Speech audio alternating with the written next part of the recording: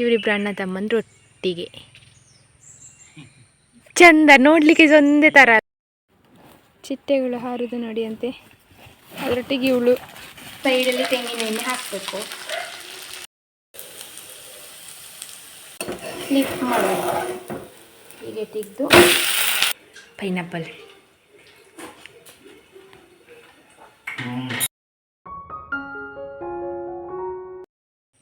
Hi ಎಲ್ಲರೂ ಕೂಡ ನಮಸ್ಕಾರ. ಎಲ್ಲರೂ ಹೇಗಿದ್ದೀರಾ? ಎಲ್ಲರೂ ಆರಾಮ ಸೌಖ್ಯ ಅಂತ ಅಂದ್ಕೊಳ್ತಿದ್ದೇನೆ. ನಾನು ನಿಮ್ಮ ಅನುಷಾ ಕೃಷ್ಣ ನಾಯಕ್. ಹಾಗೆ ನನ್ನ ಚಾನಲನ್ನು ನೀವು ಮೊದಲ ಸರಿ ನೋಡ್ತಿದ್ದೀರಾ ಅಂದರೆ ಪ್ಲೀಸ್ ಸಬ್ಸ್ಕ್ರೈಬ್ ಮಾಡಿ, ಎಲ್ಲರೂ ಬೆಲ್ಲೈಕನ್ ಒತ್ತಿ, ಹಾಗೆ ನಿಮ್ಮ ಫ್ಯಾಮಿಲಿ ಫ್ರೆಂಡ್ಸ್ ಜೊತೆಗೆ ಶೇರ್ ಮಾಡೋದನ್ನು ಕೂಡ ಮರಿಬೇಡಿ. ಇವತ್ತಿನ ವ್ಲಾಗ್ ಸ್ಟಾರ್ಟ್ ಮಾಡುವ. Let's go.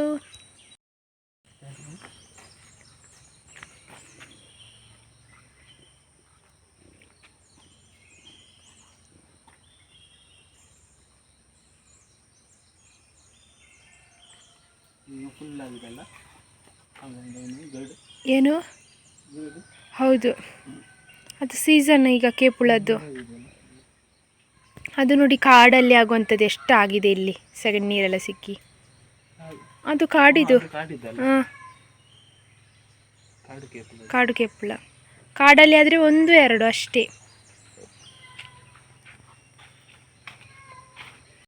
ಬೆಳಿಗ್ಗೆ ದೇವ್ರಿಗೆ ಹೂ ಕೊಯ್ತಿದ್ದಾರೆ. ಕಜ್ಜು ನಡಿ, ಕಜ್ಜು. ಏ ಶುಭಣ್ಣ, ಕಜ್ಜು.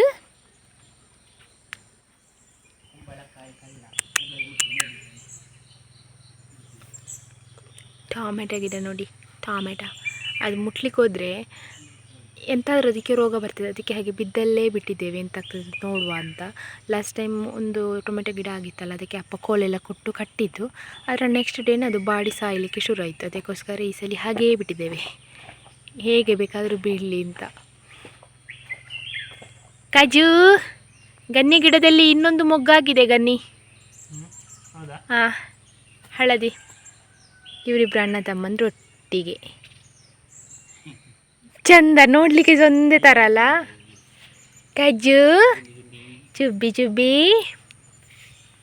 ಫೆಬ್ರವರಿ 24ಕ್ಕೆ ಯಾರ್ದೆಲ್ಲ ಬರ್ತ್ಡೇ ಉಂಟು ನಿಮಗೆಲ್ಲರಿಗೂ ಕೂಡ ವಿಶ್ ಹ್ಯಾಪಿ ಬರ್ತ್ಡೇ. ಹುಟ್ಟುಹಬ್ಬದ ಹಾರ್ದಿಕ ಶುಭಾಶಯಗಳು.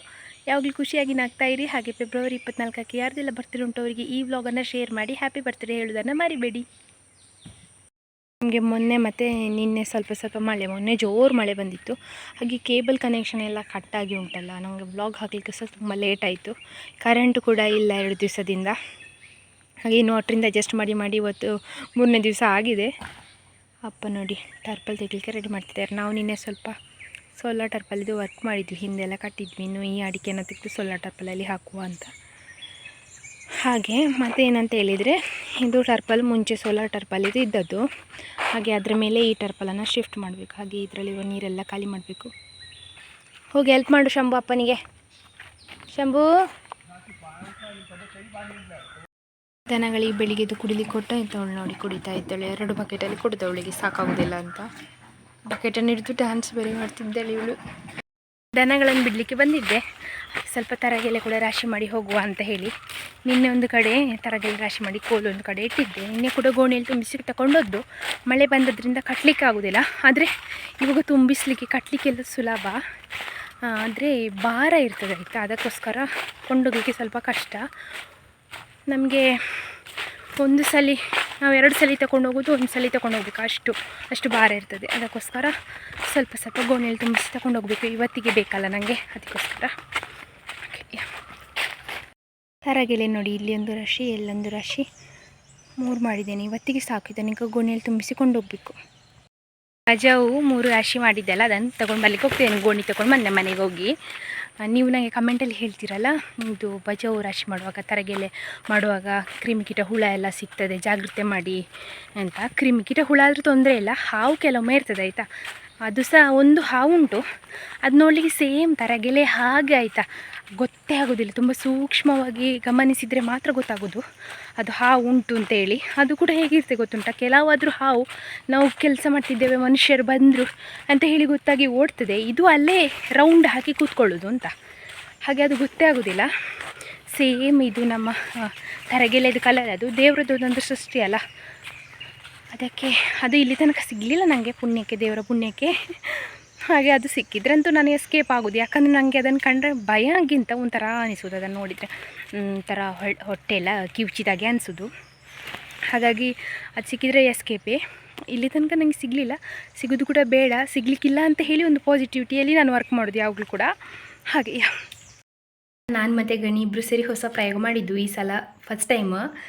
ನಿನ್ನೆ ನಮ್ಮ ಮನೆಯಲ್ಲಿ ಅನಾನಸ್ ಕೊಯ್ದ್ವಿ, ಪೈನಾಪಲ್, ಅದರಲ್ಲಿ ಸ್ವಲ್ಪ ಜಾಸ್ತಿ ಉಳಿತು. ಹಾಗಾಗಿ ಗಣಿ ಹೇಳಿದರು ಇದು ರೋಡ್ ಸೈಡಲ್ಲೆಲ್ಲ ಮಾಡ್ತಾರಲ್ಲ ಹಾಗೆ ಒಂದು ಟ್ರೈ ಮಾಡಿ ನೋಡುವ ಅಂತ. ತುಂಬ ಚೆಂದಾಗಿ ಆಗಿದೆ ಆಯಿತಾ. ನಿನ್ನೆ ನಾನು ಸಂಜೆ ಹಾಕಿಟ್ಟದಿದ್ದನ್ನು, ಈಗ ತಿನ್ನಬೇಕಾದ್ರೆ ಅಂತೂ ತುಂಬ ಟೇಸ್ಟಿ ಉಂಟು. ನಾವು ಮಾಡಿದ ಹೊಸ ಪ್ರಯೋಗದಲ್ಲಿ ಸಕ್ಸಸ್ ಅಂತ ಹೇಳ್ಬೋದು. ತುಂಬ ಚೆಂದ ಉಂಟಿದ್ದು, ತಿನ್ನಲಿಕ್ಕೆ ಖುಷಿ ಆಗ್ತದೆ, ರಿಫ್ರೆಶಿಂಗ್ ಅಂತ ಆಗ್ತದೆ. ಕೆಲಸ ಮಾಡಿ ಬಂದು ಒಂದು ಪೀಸ್ ತಿಂದರೆ ಖುಷಿ ಅಂತ ಅನಿಸ್ತದೆ ನನಗೆ. ಏನು ಗೊತ್ತುಂಟಾ, ಪೈನಾಪಲನ್ನು ಕಟ್ ಮಾಡಿ ಹಾಕಿ ಒಂದು ಡಬ್ಬದಲ್ಲಿ, ಮತ್ತು ಬಿಸಿ ನೀರು ಕುದಿಸಿದಿರ್ತದಲ್ಲ, ತಣ್ಣಗಾಗಿರ್ತದೆ ನೋಡಿ, ಅದನ್ನು ಹಾಕೋದು. ಒಂದು ವೇಳೆ ಇಲ್ಲಿ ಅದ್ರ ತಣ್ಣೀರು ಹಾಕಿದರೆ ಹುಳು ಆಗ್ತದೆ ಅಂತೇಳಿ ಟೆನ್ಷನಲ್ಲಿ ನಾನು ಹದ ಬಿಸಿ ನೀರು ಹಾಕಿದ್ದು. ಆಮೇಲೆ ಆ ನೀರಿಗೆ ಬೇಕಾಗುವಷ್ಟು ಉಪ್ಪು ಮತ್ತು ಇದಿಷ್ಟು ಮೆಣಸು, ಕಾಯಿ ಮೆಣಸು, ನೀರಲ್ಲಿರುವ ಉಪ್ಪು ಮತ್ತು ಈ ಕಾಯಿ ಮೆಣಸಲ್ಲಿರುವ ಖಾರ ಇದಕ್ಕೆ ಎಳ್ಕೊಂಡು ತುಂಬ ಟೇಸ್ಟಾಗಿದೆ ಆಯಿತಾ.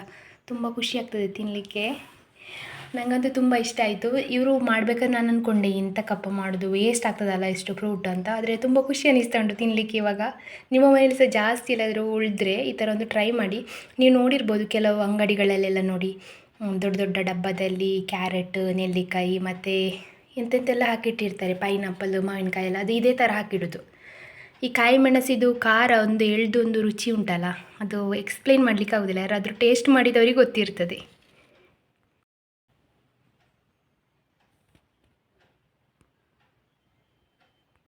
ಆಗಾದ ಲಾಸ್ಟ್ ಕ್ಲಿಪ್ಪಿಂದ ನನಗೆ ವ್ಲಾಗ್ ಕಂಟಿನ್ಯೂ ಮಾಡಲಿಕ್ಕೆ ಆಗಲಿಲ್ಲ. ಈಗ ಸಂಜೆ ಆಗ್ತಾ ಬಂತು, ನಾನು ದನಗಳನ್ನು ಕರ್ಕೊಂಡು ಬರಲಿಕ್ಕೆ ಹೋಗ್ತಿದ್ದೇನೆ. ಅವ್ರು ನೀರು ಕುಡಿಲಿಕ್ಕೆ ಹೋಗ್ತಾರಾ ಇಲ್ಲ ಮನೆಗೆ ಬರ್ತಾರಾ ಅಂತ ಗೊತ್ತಿಲ್ಲ. ಮತ್ತು ಈಗ ಬಿಡೋದಿಬ್ಬರನ್ನು. ನನಗೆ ಆಗದಿಂದ ಯಾಕೆ ವ್ಲಾಗ್ ಮಾಡಲಿಕ್ಕಾಗಲಿಲ್ಲ ಅಂದರೆ, ಅದು ನಮ್ಮದು 2ನೇ ಕೊಯ್ಲಿದ್ದು ಅಡಿಕೆ ಉಂಟಲ್ಲ, ಅದನ್ನೆಲ್ಲ ರಾಶಿ ಮಾಡಿ ಸೋಲಾರ್ ಟರ್ಪಲ್ ಒಳಗೆ ಶಿಫ್ಟ್ ಮಾಡಿದ್ದಾಯಿತಾ. ಅದು ನಾನು ಒಬ್ಬಳೇ ಮಾಡಿದ್ದು ಕೆಲಸ. ಹಾಗೆ ನನಗೆ ಬಿಸಿಲಲ್ಲಿ ಕೆಲಸ ಮಾಡಿ ಮಾಡಿ ಸಾಕಾಗಿತ್ತು. ಅದು ವರ್ಕ್ ಮುಗಿಯೋಗಲೇ 12:30 ಕಳೆದಿದೆ. ಮತ್ತು ರಪಕ್ಕ ಒಂದು ಬೆಂಡೆಕಾಯಿ ಪಲ್ಯ ಮಾಡಿ ಊಟ ಮಾಡಿ ಮಲಗಿದ್ದೆ. ಈಗ ಇವರನ್ನು ಕರ್ಕೊಂಡು ಬರಲಿಕ್ಕೆ ಹೋಗ್ತಿದ್ದೇನೆ. ಇವರು ನೀರು ಕುಡಿಲಿಕ್ಕೆ ಆಗ ಹೋಗಲಿಲ್ಲ. ಹಾಗೆ ಈಗ ಹೋಗ್ತಾರಾ ಇಲ್ಲ ಸೀದಾ ಮನೆಗೆ ಬಂದು ನೀರು ಕುಡಿತಾರಂತ ನೋಡಬೇಕು. ಹೌದಾ ಅದೇಂತೆ ಇಬ್ಬರು ಅಮ್ಮ ಮಗಳೊಟ್ಟಿಗೆ ಕೂತಿದ್ದಾರೆ. ಆಯಿ ಹಾಲು ಸಹ ಕುಡಿಸಿರ್ಬೋದು ಮೋಸ್ಟ್ಲಿ. ಹಾಲೆಲ್ಲ ಕೊಟ್ಟಾಯ್ತಾ? ನನಗೆ ಒಂದು ಇವ್ರದ್ದು ಇದೇ ಆಗಿದೆ. ಬೆಳಿಗ್ಗೆ ಯಾವಾಗಲೂ ಹಾಲು ಜಾಸ್ತಿ ಇರೋದಿಲ್ಲ, ಯಾವಾಗಲೂ ಕೂಡ ಇವಳು ಕುಡಿತಾಳಲ್ಲ, ಈಗಲೂ ಸೊಟ್ಟೊಟ್ಟಿಗೆ ಕೂತಿದ್ದಾರೆ. ನಾನು ಕಟ್ಟಿ ಹೋಗಿದ್ದೆ, ಅಂದರೆ ಹೇಗೆ ಇಷ್ಟು ಹತ್ರ ಬಂದರೂ ಗೊತ್ತಿಲ್ಲ. ಅವಳನ್ನು ಅಲ್ಲಿ ಕಟ್ಟಿದ್ದೆ, ಇವಳು ಇಲ್ಲಿದ್ಲು. ಇದು ನೋಡಿ ಬಳ್ಳಿ ಸಹ ಇಷ್ಟು ಲೂಸ್ ಆಗಿದೆ ಇವಳದು. ಹೋಗುದಾ ಮನೆಗೆ? ಗುಬ್ಬಾಕ ಹೋಗುವ ನೋಡಿ. ಸೀದಾ ಓಡಿ ಬಂದದ್ದು ಹೊಳೆಗೆ. ಅಮ್ಮ ಮನೆಗೆ ಬರ್ತೇನೆ ಅಂತ ನೋಡ್ತಿದ್ಲು, ಮಗಳು ಓಡಿದ್ಲು ಅಂಥೇಳಿ ಇಬ್ಬರು ಓಡಿ ಬಂದು ನಿಂತದ್ದಿಲ್ಲೇ. ನಾನು ನಿಧಾನಕ್ಕೆ ಬರೋಷ್ಟರಲ್ಲಿ ಇವರು ಇಳಿದು ನೀರು ಕುಡಿತಾ ಇದ್ದಾರೆ ಇಬ್ಬರು ಸಹ.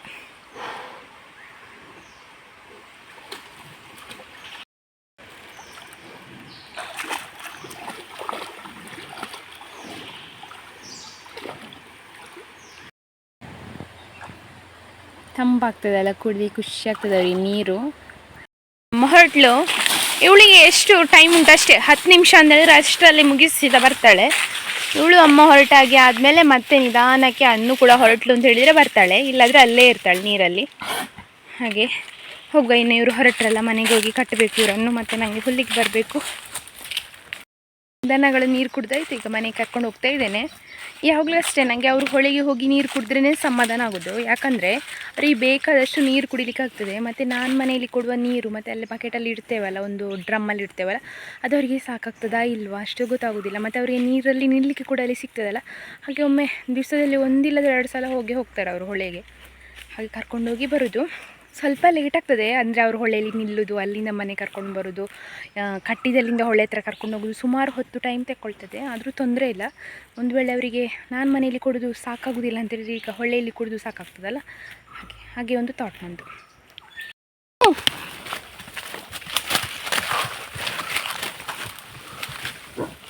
ಅವಳನ್ನು ನೋಡಿ ಅಂತೆ ಹಾಗೇ ಕುಣಿತಿರ್ತಾಳೆ ಅಂತ. ಚಿಟ್ಟೆಗಳು ಹಾರುದು ನೋಡಿ ಅಂತೆ, ಅದರೊಟ್ಟಿಗೆ ಇವಳು ಅಮ್ಮ ಮೇಯ್ತಿದ್ದಾಳಲ್ಲ, ನಿಂಗೆ ಮೇಯ್ಲಿಕ್ಕಾದರೆ ಮೇಯ್, ಇಲ್ಲ ಸುಮ್ಮನೆ ನಲ್ಲಿ ಹೋಗಿ. ಇವಳು ಅಮ್ಮ ನನ್ನ ಕರೀದು, ಅಮ್ಮ ಒಂದು ಸ್ವಲ್ಪ ಫೈಟ್ ಮಾಡುವ ಅಂತ. ಇವಳಿಗೆ ಇಂಟ್ರೆಸ್ಟ್ ಇಲ್ಲ, ಇವಳು ಮೇಯ್ತಿದ್ದಾಳೆ, ಅವಳಿಗೆ ಒಟ್ಟು ಫೈಟ್ ಮಾಡಬೇಕು.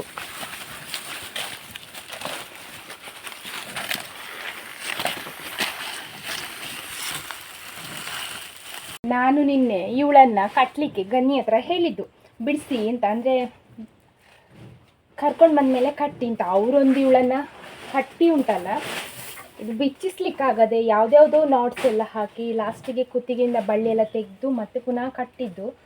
ಅವರಿಗೆ ಇದು ಹೇಗೆ ಅಂದರೆ ಫುಲ್ ಕನ್ಫ್ಯೂಷನ್ ಆಗಿ ಸುತ್ತು ಹಾಕಿದ್ರೆ ಆಯಿತಾ. ನನಗೆ ಮತ್ತೆ ಬಿಚ್ಚಿಸ್ಲಿಕ್ಕಾಗಲೇ ಇಲ್ಲ ಅದು. ಅದೇ ಹೇಗೋ ಇವಳು ಅಷ್ಟೇ ತನಕ ಸುಮ್ಮನೆ ತಾಳ್ಮೆಯಿಂದ ನಿಂತಿದ್ಲು. ಒಂದು ವೇಳೆ ಮೊನ್ನೆ ಥರ ಹಾರಲಿಕ್ಕೆ ಶುರು ಮಾಡಿದರೆ ಇಬ್ಬರು ಓಡಬೇಕಿತ್ತು ಹಾಗೆ. ಮತ್ತು ಅವಳಿಗೆ ಇದು ಬಳ್ಳಿ ಸಾಕಾಗುದಿಲ್ಲ, ಈಗ ದಪ್ಪ ಆಗ್ತಿದ್ದಾಳೆ ಹಾಗೆ. ಈ ಕೋಳಿ ಚುಬ್ಬಕ್ಕ ಇನ್ನಪ್ಪ ಹೊಸ ಬಳ್ಳಿ ಮಾಡಿ ಕೊಡಬೇಕಷ್ಟೇ ಇವಳಿಗೆ. ಅದರೊಳಗೆ ನೋಡಿ ಅಡಿಕೆ ಕಾಣ್ತದಲ್ಲ, ಇದು ಎಲ್ಲ ಅಡಿಕೆ ನಾನೇ ಎತ್ತಿಕೊಂಡು ತಂದಿದ್ರಲ್ಲಿ ಹಾಕಿದ್ದದು ಅಲ್ಲಿ ಇತ್ತು. ಅಲ್ಲಿ ಟರ್ಪಲ್ ಕಾಣ್ತದಲ್ಲ ಅಲ್ಲಿತ್ತು. ಇನ್ನು ಮಳೆಗೆ ಎಷ್ಟೊತ್ತಿಗೆ ಹೆದರ್ಕೊಂಡು ಬಂದು ಟರ್ಪಲ್ ಹಾಕಬೇಕು ಅಂತಿಲ್ಲ, ಅದಕ್ಕೋಸ್ಕರ ಇದರೊಳಗಡೆ ಹಾಕಿ ಬಿಟ್ಟದ್ದು. ಹಾಗೆ ಅದು ಇದು ಕೆಲಸ ಸುಮಾರು ಇತ್ತಲ್ಲ ನನಗೆ, ಅದಕ್ಕೋಸ್ಕರ ವ್ಲಾಗ್ ಮಾಡಲಿಕ್ಕೆ ಆಗಲಿಲ್ಲ. ಮತ್ತು ಸಾಕಾಗಿ ಹೋಗಿದೆ ಬಿಸಿಲಲ್ಲಿ ಟರ್ಪಲಲ್ಲಿ ಒಳಗೆ ಕೆಲಸ ಮಾಡಲಿಕ್ಕೆ ಆಗೋದಿಲ್ಲ. ಸಹ ಮಧ್ಯಾಹ್ನ 12:30 ಕಳೆದಿದ್ದನು ಇಷ್ಟು ಕ್ಲಿಯರ್ ಮಾಡಿ ಆಗುವಷ್ಟರಲ್ಲಿ. ನೋಡಿ ಮೆಣಸು ಹಾಕಿಟ್ಟದು ಹೀಗೆ ಆಗಿದೆ ಈಗ ಈ ಕಲರ್. ನೀವು ಹೇಳಿದ ಮೇಲೆ ನಾನು ಒಂದು ದಿವಸ ಗ್ಯಾಪ್ ಬಿಟ್ಟ ಮೇಲೆ ಮತ್ತೆ ಪುನಃ ಮಜ್ಜಿಗೆಯಲ್ಲಿ ನೆನೆಸಿದ್ದೇನೆ. ಈಗ ಮತ್ತೆ ಮಜ್ಜಿಗೆಯಲ್ಲಿ ನೆನೆಸೋದು ಯಾಕೆ ಗೊತ್ತುಂಟ, ಇನ್ನು ಬಿಸಿಲು ಕಡಿಮೆ ಆದಾಗ ಇದಕ್ಕೆ ಇರುವೆ ಬರ್ತದೆ ಅಂತ ಮಜ್ಜಿಗೆಯಲ್ಲಿ ನೆನೆಸಿಟ್ಟು ಮತ್ತು ಪುನಃ ನಾಳೆ ಬೆಳಿಗ್ಗೆ ಹಾಕ್ತೀನಿ. ಅದು ಗಂಧದ ಮೆಣಸು ಪುನಃ ಹಾಕಿಟ್ಟಿದ್ದೇನೆ ಮಜ್ಜಿಗೆಯಲ್ಲಿ. ಅದು ಎಳೆಯೋದು ಸ್ವಲ್ಪ ಲೇಟ್, ಇದಾದರೂ ಸ್ವಲ್ಪ ಬೇಗ ಎಳೀತು. ಈವ್ನಿಂಗ್ ಈಗ ಆಯಿತು, ಗಣ್ಣಿ ಬರಲಿಕ್ಕೆ ಆಯಿತು. ಹಾಗೆ ಈವ್ನಿಂಗಿಗೆ ನನಗೆ ಅಪ್ಪನಿಗೆ ಗಣ್ಣಿಗೆ ತಿಂಡಿ ರೆಡಿ ಮಾಡ್ತಿದ್ದೇನೆ. ಇದು ಅಕ್ಕಿಯನ್ನು ಕಡ್ದಿಟ್ಕೊಂಡಿದ್ದೇನೆ, ಅದಕ್ಕೆ ಇದಿಷ್ಟನ್ನು ಆ್ಯಡ್ ಮಾಡೋದು ಆಯಿತಾ. ಉಪ್ಪು ಹಾಕಿ ಕಡ್ದಿಟ್ಕೊಂಡು ಇದಿಷ್ಟು ತರಕಾರಿ ಉಂಟಲ್ಲ ಇದನ್ನು ಆ್ಯಡ್ ಮಾಡಿ ಆಮೇಲೆ ತವದಲ್ಲಿ ಎರಿಯೋದು. ನೀರು ದೋಸೆಗಿಂತ ಒಂದು ಸ್ವಲ್ಪ ಡಿಫ್ರೆಂಟ್ ಆಗಿರ್ತದೆ, ತಿನ್ನಲಿಕ್ಕೆ ಖುಷಿ ಆಗ್ತದೆ. ಮತ್ತು ಏನಂದರೆ ಇದಕ್ಕೆ ಸಪ್ರೇಟ್ ಚಟ್ನಿ ಇಲ್ಲ ಅಂತ ಆ್ಯಡ್ ಮಾಡಬೇಕು ಅಂತ ಇರೋದಿಲ್ಲ, ಚಟ್ನಿ ಇಲ್ಲ ಸಾಂಬಾರು ಬೇಕು ಅಂತಿಲ್ಲ. ಹಾಗೆ ನೀವು ಯಾರಾದರೂ ಟ್ರೈ ಮಾಡಿದ್ದೀರಾ ಅಂತ ನಂಗೆ ಕಮೆಂಟಲ್ಲಿ ಹೇಳಿ. ಈ ಅದಕ್ಕೆ ಇರಬೇಕು ಹಿಟ್ಟು, ನನಗೆ ಅದು ಅಳತೆ ಗೊತ್ತಿಲ್ಲ, ನಾನು ನಾರ್ಮಲಾಗಿ ಹೀಗೆ ಮಾಡೋದು. ನಮಗೆ ಮೂವರಿಗೆ ಎಷ್ಟು ಬೇಕೋ ಅಷ್ಟೇ. ಇದನ್ನು ತೆಂಗಿನ ಎಣ್ಣೆ ಬೇಕಾಯಿತು, ತೆಂಗಿನ ಎಣ್ಣೆ ಇದ್ದರೆ ತುಂಬ ಚೆಂದ. ನಮ್ಮ ಮನೆಯಲ್ಲಿ ಎಲ್ಲಕ್ಕೂ ತೆಂಗಿನ ಎಣ್ಣೆ ಉಪಯೋಗ ಮಾಡೋದಲ್ಲ, ಹಾಗಾಗಿ ತೆಂಗಿನ ಎಣ್ಣೆ ಸ್ವಲ್ಪ ಜಾಸ್ತಿ ಇದ್ದರೆ ಒಳ್ಳೆಯದು, ಅದರ ಪರಿಮಳಕ್ಕೆ ಇನ್ನೂ ಕೂಡ ಒಳ್ಳೆಯದಾಗ್ತದೆ. ಹೀಗೆ ಹೊಯ್ಯೋದು, ಒಂದು ಲೇಯರಲ್ಲಿ ಹೊಯ್ದು ಇದನ್ನು ಮುಚ್ಚಿಡಬೇಕು. ಸೈಡಲ್ಲಿ ತೆಂಗಿನ ಎಣ್ಣೆ ಹಾಕಬೇಕು.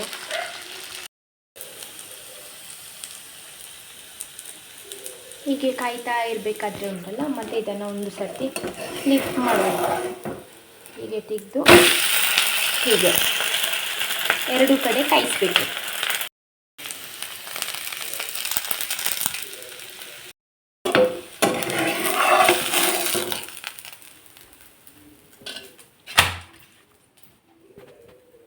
ಮುಂಚೆ ಅಪ್ಪ ಹೀಗೇ ದಪ್ಪದಲ್ಲಿ ಕಲ್ತಪ್ಪ ಮಾಡ್ತಾಯಿದ್ರು. ನಾನು ಚಿಕ್ಕ ಇರುವಾಗ, ಅಂದರೆ 5ನೇ ಕ್ಲಾಸ್ ಇರುವಾಗ, ಶಾಲೆಯಿಂದ ಬರುವಾಗ ಅಪ್ಪ ರೆಡಿ ಮಾಡಿ ಇಡ್ತಿದ್ರು. ಅದನ್ನು ಇವಾಗ ನಾನು ಒಂದು ಲೇಯರಲ್ಲಿ ಹೊಯ್ದು, ಅಪ್ಪ ಇದನ್ನು 5ಕ್ಕಿಂತ 6 ಲೇಯರಲ್ಲಿ ಹೊಯ್ದು ದಪ್ಪದಲ್ಲಿ ಹೊಯ್ದು ಅದನ್ನು ಎರಡೂ ಕಡೆ ಕಾಯಿಸಿ ಕಪ್ಪು ಮಾಡಿ ಅದನ್ನು ಕಟ್ ಮಾಡಿ ಇಡ್ತಿದ್ರು ಪಿಜ್ಜಾದ ಹಾಗೆ. ಅದನ್ನು ತಿಂತಿದ್ವಿ ನಾವು ಚಿಕ್ಕ ಇರುವಾಗ. ಅದರದ್ದೇ ಇದು ಮಿನಿ ವರ್ಷನ್. ಆದರೆ ಕೊತ್ತಂಬರಿ ಸೊಪ್ಪು ಅವರು ಹಾಕ್ತಿರ್ಲಿಲ್ಲ, ನಾನು ಹಾಕ್ತಿದ್ದೆ, ನನಗಿಷ್ಟ ಅದಕ್ಕೆ. ನನಗೆ ಮತ್ತು ಗಣಿಗೆ ಇಷ್ಟ. ಅಪ್ಪ ಈಗ ಅಡ್ಜಸ್ಟ್ ಆಗ್ತಾ ಇದ್ದಾರೆ ಕೊತ್ತಂಬರಿ ಸೊಪ್ಪಿಗೆ. ಹಾಗೆ ಇದಕ್ಕೆ ಚಟ್ನಿ ಸಾಂಬಾರು ಎಂತ ಬೇಕು ಅಂತಿಲ್ಲ, ತೆಂಗಿನ ಎಣ್ಣೆ ಪರಿಮಳ ಉಂಟಲ್ಲ ಅಷ್ಟು ಸಾಕು, ಚೆಂದ ಆಗ್ತದೆ.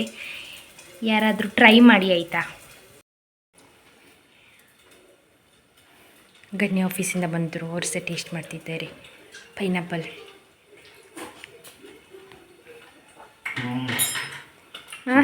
ಸೂಪರ್ ಆಗ್ತದಲ್ಲ. ಉಪ್ಪು ಮತ್ತು ಮೆಣಸಿದು ಖಾರ ಒಳ್ಳೆ ಸಕ್ಸಸ್ ಆಯ್ತಲ್ಲ ನಮ್ಮದು ಐಡಿಯಾ.